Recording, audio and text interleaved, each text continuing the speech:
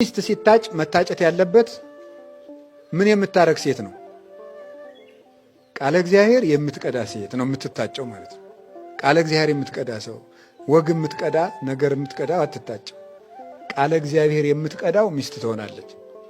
ሕይወት ስትቀዳ የምትገኝ ጥም የሚቆርጥ ነገር የምትቀዳ ጆሮዎቿ፣ እጆቿ፣ እግሮቿ፣ መላ ሰውነቷ ሁሉ የነፍስ ጥም የሚቆርጥ ነገር የሚቀዳ ነፍስ ያላት እሷን የምትታጭ። የመጀመሪያ ለማግባት መስፈርት ይሄ ነው። ውሃ ትቀዳለች ወይ ነው።